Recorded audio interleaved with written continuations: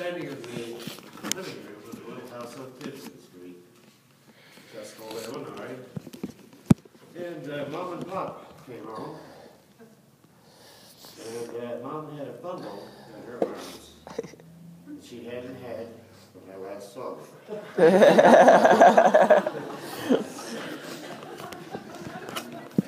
So I said, what's that? I said, well, Jimmy, this is your little sister Barbara. See, back in those days, I don't think a lot of people, certainly not in our family, did this thing like saying, well, feel Mama's belly. There's a little sister or brother in there. You just didn't do that with your mom's belly. So I said, well, where did she come from?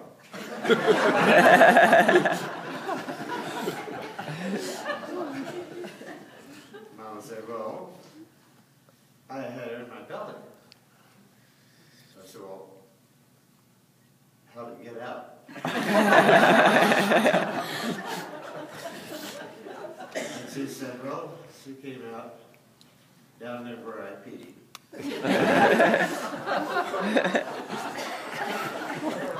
And for a lot of years, that was all I knew.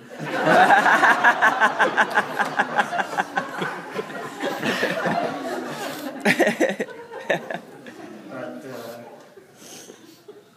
it was probably the same day, or maybe the next day. But it really began to dawn on me what we had here. I remember looking at it through the bars of the baby bed that I think Barbara still has. It was a black bed, one of these things that goes up and down. I'm looking through there and she's asleep, but moving a little bit. And I remember that so clearly because I didn't know what, but I knew something was really different. And would be different in my life. Because at that point, so Bill had Pop, you know, he's 5 years older than me, and I had Mama. Well, that was going to change a little bit. There was going to be some sharing going on there. So we kind of started off with that, kind of a bit of competition there. And it took several different forms. I remember one form, I must have been about 6, and Bill and I were sleeping together in a big bed up there upstairs, and it was Christmas Eve. And you're supposed to be quiet. You're supposed to be asleep when Santa Claus comes, because otherwise you'll pass you right by. So anyway, we're not asleep. But all of a sudden we hear a knock on the door downstairs. So the door opened. My dad said, hello, Santa Claus, you know, and I was playing the game there. And my brother, Bill, all of a sudden said, ha, ha, ha. I nearly wet the bed. Because he knew, but by that time I knew. I'm about 6 years old. But Barbara didn't know. So this was one I could hang over her for a bit. Next year, at least. So anyway, I did that. About early fall or sometime, close to Christmas, next year, I'm out at my dad's garage. And he's working with a little doll buggy, baby buggy. What's that all about? Well, I'm fixing it up. It was used. He's got it somewhere. I'm fixing it up. It's going to be Barbara's Christmas present. Aha. I not only knew about Santa Claus, and she didn't, but I knew about the baby buggy. She didn't. Well, anyway, Christmas Eve comes, and I'm with Dad. We're bringing that baby buggy home. Pushing the front door, and I'll be damned if Barbara didn't walk in. All of a sudden, she knew about Santa Claus, and about my parents, and I had nothing to load over her. So competition takes, some different forms. It took forms like, as we were growing up, one piece of cake for the two of you. The rule was, one could cut it in half, the other could make first choice. We would take such careful measurements. That piece of cake. We did it like drinking pop, I learned right away that if we had a pop, you'd have to divide it carefully, in 2 glasses, and we measure that carefully. But once in a while, we'd each have a pop. Well, what do you want? Well, a Coke was a nickel, and you only got 6 inches, or 6 ounces of it. But a Pepsi was fairly new on the market. You got 12 ounces for a nickel. So anyway, we each have a bottle of pop, and I learned to make gulping sounds and make my Adam's apple work, but I wouldn't drink any. Pretty soon, hers was gone. Well, that worked about once. She was a dumb kid.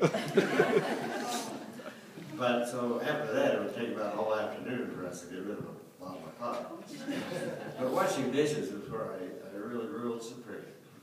We'd wash the dishes after supper. And I'd say, I'll wash. And I got by with that for years. I'll wash. My thinking there, my theory was that when you're washing a fork, a knife, or a plate, you only have to wash the part that was used. When you dry, you have to dry the whole thing. You never caught on.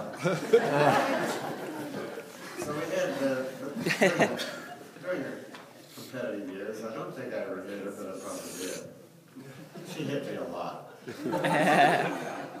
But we had some very good times. I remember Mama reading to us. Not every afternoon, but most afternoons. She said, Barbara, me down.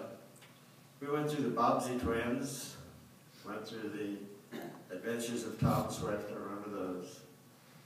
And on a hot summer's day, we didn't have air conditioning, of course, we sit out at the bottom of the stairs in the basement. If you went through our kitchen, went through a door, you went down about 3 steps. If you went left, you would walk out the back door and be in the backyard. Go right, you go down several steps and be in the basement. Barbara and I would sit on the steps. Mom would have a chair down there and she would read to us. It was a wonderful time. Remember another thing about Barbara, did you ever know she was published in Reader's Digest? Did you hear this story? The Wolves probably heard it. But the first day she went to school, Mama asked her when she came home, what do you like best about school? And she said, the juicy soap in the washroom. And that got sent into Reader's Digest, and they printed it. We had some scary times as well.